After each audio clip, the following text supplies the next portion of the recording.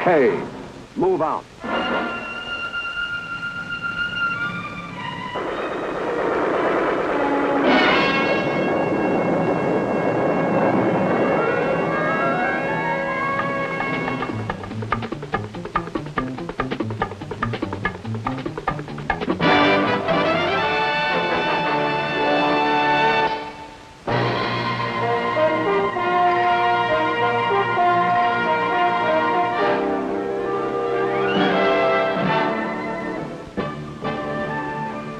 For the global defense of freedom, the United States Army depends upon many factors, lightning-like firepower and mobility,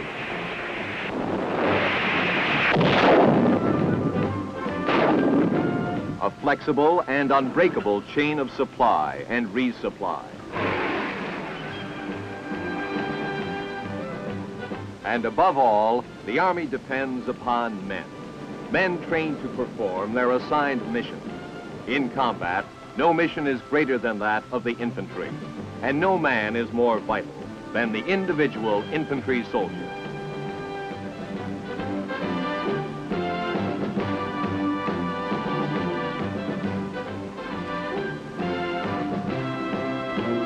This is the story of how infantrymen are trained, individually trained to perform their mission.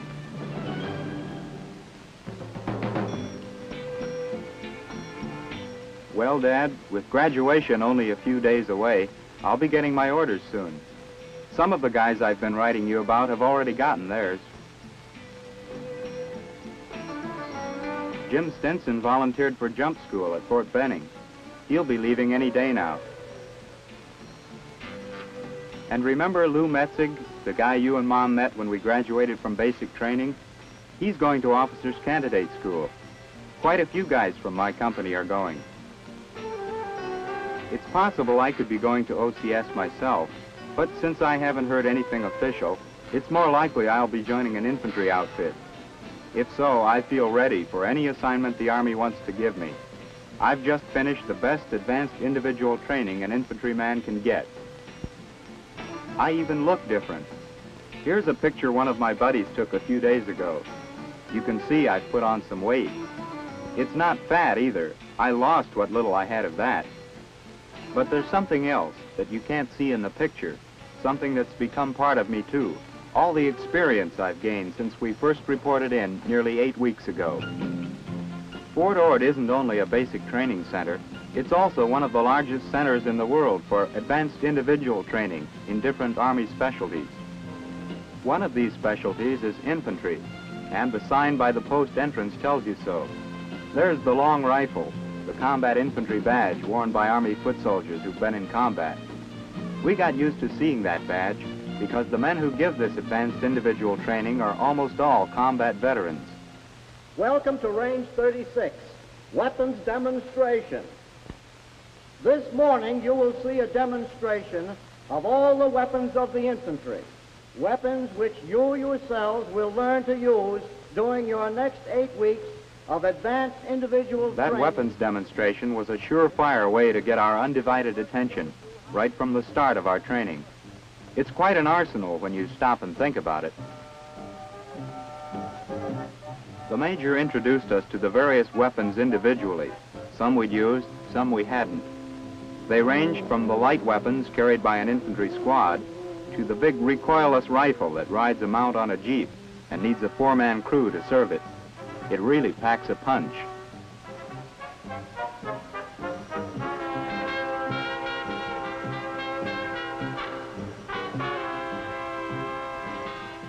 After we got a look at what each of the weapons could do individually, the Major showed us what the total firepower of an infantry company looks and sounds like when it all goes to work at once.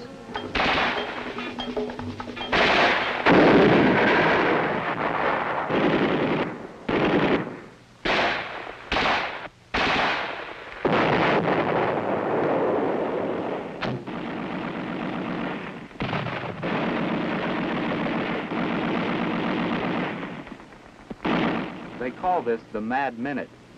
Everything cuts loose. Rifles, grenades, machine guns, mortars, the works.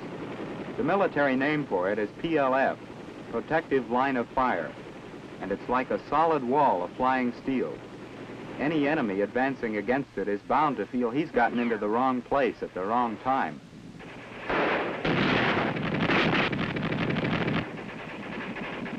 The Mad Minute ended the demonstration, but for us it was also the beginning of advanced individual training in infantry.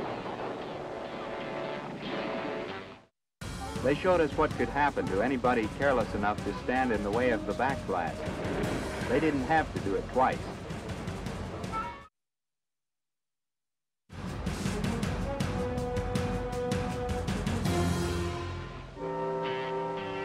During the next 8 weeks, the red firing range flag became a familiar sight.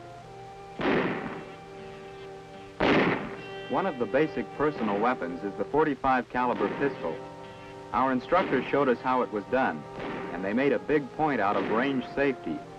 If a muzzle never points toward anyone, loaded or unloaded, there's no trouble.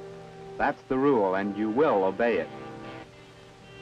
After 8 hours of instruction spread over the first couple of weeks, we got to know the .45. We got good enough to be dangerous with it in close combat, and that's all the .45 was designed for. Probably none of us would make experts at a pistol match. It takes a lot of practice to make a handgun marksman, but we learned how to take care of it and use it to take care of ourselves if need be. During the first few weeks of training, we got involved with a lot of subjects besides weapons and how to use them. In fact, the schedule was so heavy there was darn little time to lose getting from class to class. The platoon corporal was always on hand to provide a polite reminder that we were in a hurry.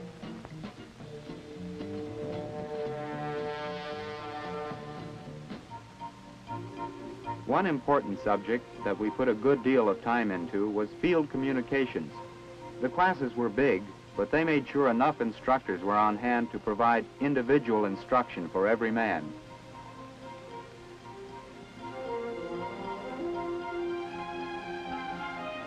This field radio was only one of many types of communications equipment we learned how to use. In this subject, as in all subjects, we learned some basic theory, along with the practical operating instruction. We learned how to make a place of danger, of combat perimeter, as safe as possible, how to use time in the field to dig in, and do it in ways that provide maximum protection, as well as maximum fields of fire against attack.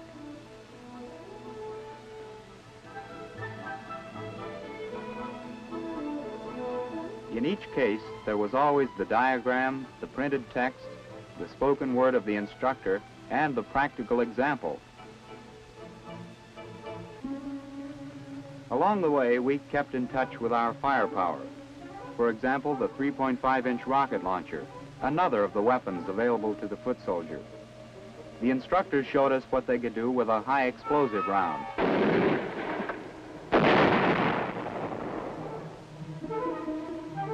Then it was our turn to take the firing line and try it for ourselves using practice rounds. We already had several hours of classroom instruction in the rocket launcher, so it wasn't entirely new to us. It's a two-man weapon, and we learned to function in both crew positions, as assistant gunner and as gunner. Again, safety was emphasized and re-emphasized. They showed us what could happen to anybody careless enough to stand in the way of the backblast. They didn't have to do it twice. Just the same, the instructors on this range, on every range, were constantly watching, checking, making sure that we not only handled our weapons effectively, but safely. Besides the formal instruction from the various training committees, we got a lot of personal, informal help from our own company cadre. Our platoon corporal put in a lot of time with us on his own, reviewing lessons we'd learned, quizzing us with off-the-cuff questions about the different weapons, and helping us to bone up for exams. One of these exams came at the end of our second week, a proficiency test in every subject we had studied so far. By this time, we'd really gotten into the swing of things as a military unit. Each outfit develops a pride of its own, and that tries to be the sharpest unit in the brigade. Ask any company, they'll say they're the best. I know we were. But when it came to the proficiency test, each man had to qualify in each subject on his own. We were tested in small groups as we moved from one test station to another. Things like land navigation, one of the things we studied during the first week of training. Each man had the same problem, but we weren't competing against each other. We were competing against a stopwatch.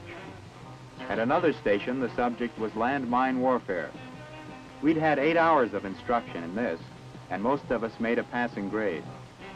With a real mine, you'd better make a passing grade, so nobody took this lightly, even with dummy mines. Maybe it's only practice, but you try to avoid the slightest mistake. No use forming bad habits. Another test nobody goofs off on is first aid. The skill you drill into your fingers working on a canvas dummy could turn out to be a lifesaver for a good friend someday. This, too, we'd had in basic, but we were glad to get a refresher. And it was good to know that the guy alongside you is as qualified to help you as you are to help him. The next 2 weeks marked a change in our weapons specialty. Some of the men in my platoon were assigned special instruction in the mortar. In that busy 2 weeks, they got about 70 hours of mortar training. Incidentally, our corporal's own MOS, that's military occupational specialty, was the mortar. So he made sure his guys paid close attention.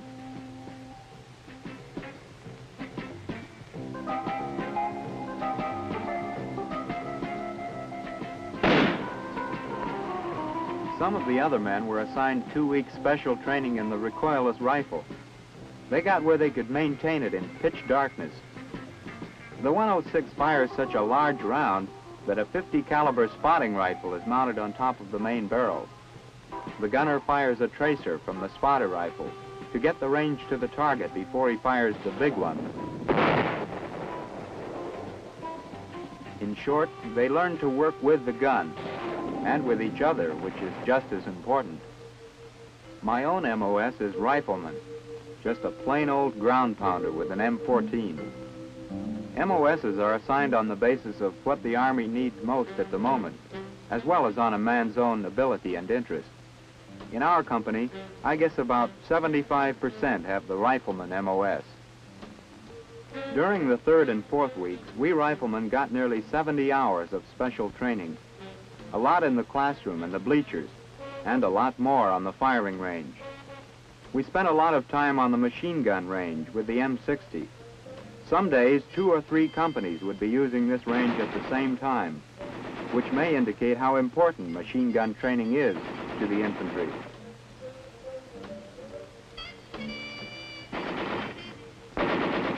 Still, the range was never too busy for individual instruction. That's the whole point of the program here, advanced training, individual training. Another busy range was the AR, automatic rifle. This is the weapon I especially like.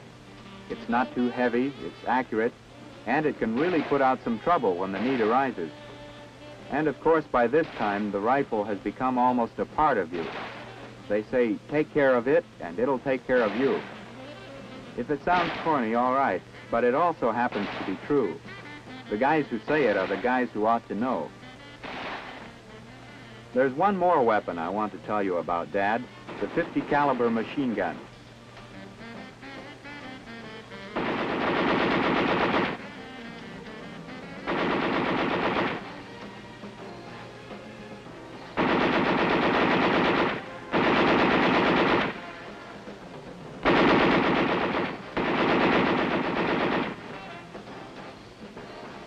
On that range, you couldn't hear yourself think. But that gun's so important to an infantry company's total firepower that every one of us got 8 hours of instruction on it, both as gunner and assistant gunner. We got individual instruction in the recipe for Molotov cocktails and how to prepare them. We also learned how to serve them, piping hot and on the run.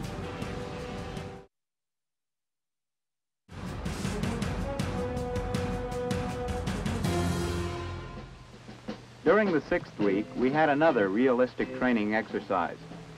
This began when we were marched into a stockade to learn about survival, escape, and evasion. The survival part of the instruction was especially interesting. You'd be amazed how many ways there are to get drinking water from plants. Then the instructor showed us something we could really get our teeth into, if we ever got hungry enough. He had a long display table, a sort of swampland smorgasbord all laid out, and he made the point there was no need to starve in the woods, since everything on the table could be eaten. Snakes, lizards, roots, all sorts of goodies. I can't say they looked too tempting at the time, but many a man has saved his life by knowing what to look for, when survival depended on what he could find.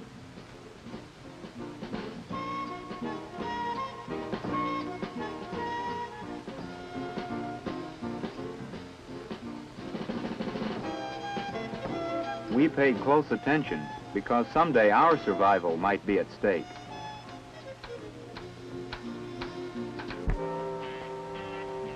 The practical realism of the training was carried on into the final 2 weeks. In anti-tank warfare, for example, we got individual instruction in the recipe for Molotov cocktails and how to prepare them. We also learned how to serve them, piping hot and on the run.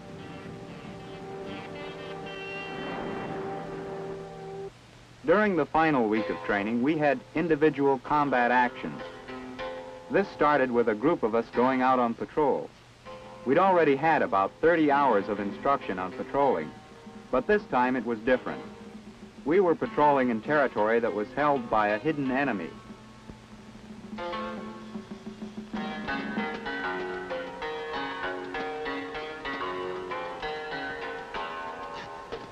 We knew, of course, that the enemy was there someplace, but we didn't know just where until he opened fire.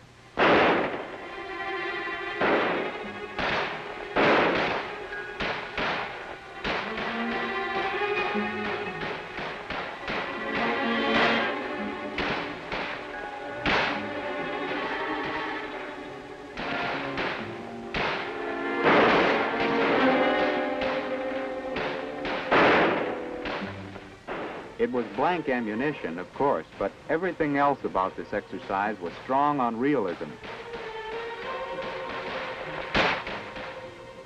Our mission? Search and clear all enemy positions. The men taking the part of the enemy were actually combat veterans, and they knew how a real enemy would react. They knew how we would act, too, when we got to their village, and they made sure there were plenty of booby traps around to welcome us.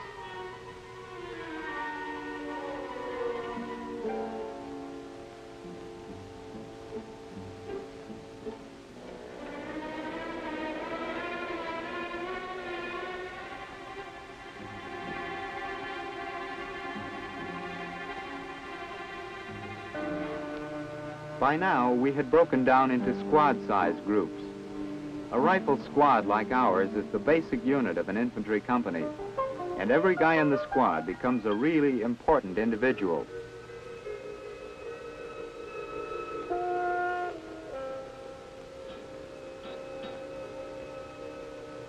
There's a squad leader, of course, who plans the action, gives the commands, but from there on, every man functions on his own initiative. That's what they mean by individual combat actions. Here was our objective, to search and clear this village.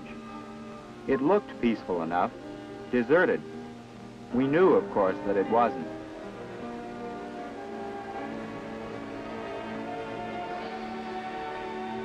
We'd been taught how to approach, ready for whatever might happen. We did it by the book. We'd also been warned about booby traps, so that first one didn't take us completely by surprise.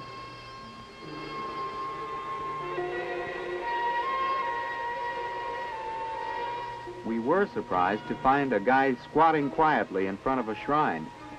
He wasn't armed, so we couldn't be sure he was an aggressor, but the squad leader kept a rifle muzzle on him just the same. The next thing we found was an enemy casualty. He played dead real well, and we went along with the realism. But that's when Stinson goofed. If that had been a real grenade, it would have chewed Stinson up good. I took no chances. Before I searched a hut, I fired into it chest high. Then I went in. It was empty. But the enemy had been there. Wise guy. Still, he made his point. Lou Metzig thought he heard a noise in another hut, and he took no chances either. He was all loaded for bear. But the enemy chickened out.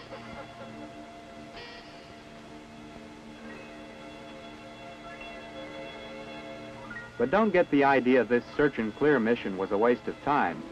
We figured the enemy had gone underground, and there was one sure way to smoke them out. Our overall mission had been accomplished, and by and large, we felt pretty good about it. The officer in charge pointed out some of the mistakes we had made, but he said we'd done pretty well for the first time around. And he ought to know. He'd just recently come back from combat. As for me, I felt good, but I was glad to sit down. I was tired. It had been a long day, a long 8 weeks, and now it was over. We'd learned a lot along the way. For one thing, we'd learned to work together as a military unit, the best in the brigade. Did you expect me to say any different?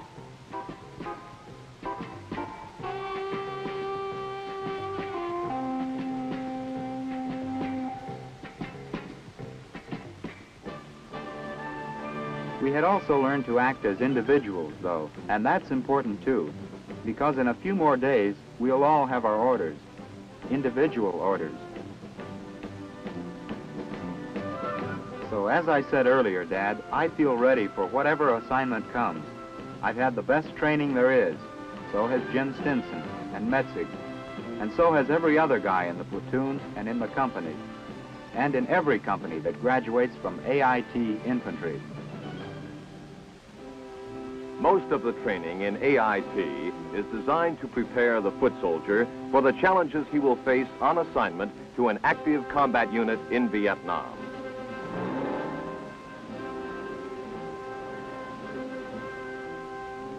But many AIT graduates are in fact assigned to other areas, such as Germany, where their constantly maintained readiness bolsters the defensive strength of NATO.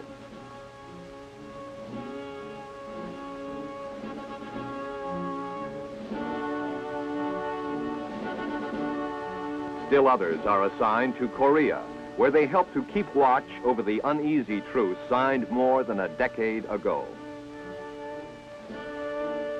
In Alaska, even more specialized skills are acquired, providing infantry forces which can operate in the sub-zero world of the Arctic.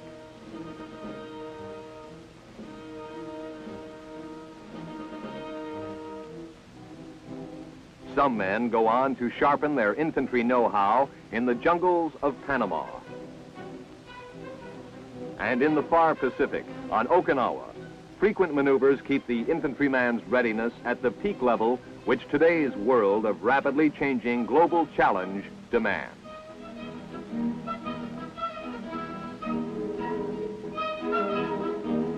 Still, as we said, most AIT graduates go to Vietnam. But before they go into combat, they receive additional training, specific pointers about this particular fight on this particular ground. More practice under the sharp eyes of men who have spent months right here where the fighting is, and know what to look for in the way of mistakes. Mistakes the men they train are not going to make in combat if they can help it. In some ways, it's the same kind of training they've had before. The difference, the big difference, is that this time, it's here.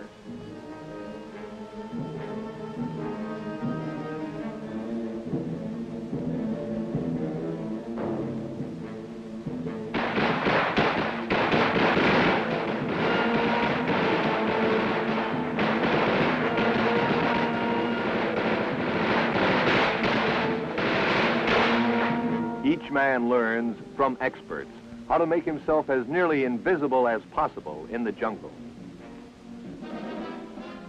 A professional overlooks no possible advantage, and today's infantryman is a professional. If a scout dog increases the effectiveness of a patrolling unit, then he learns how to function on a dog-led patrol.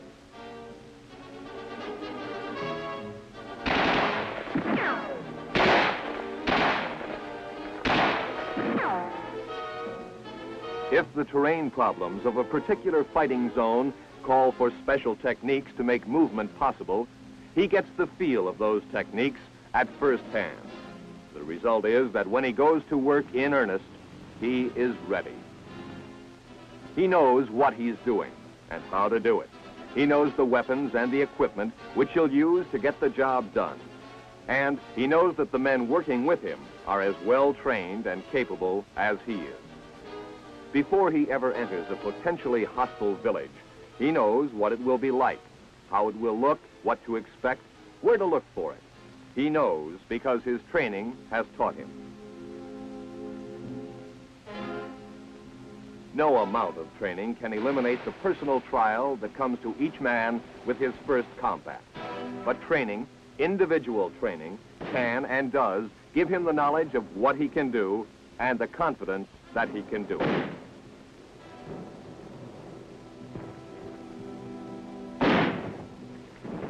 It's been said before, the I in infantry stands for something else as well. The indispensable, the individual.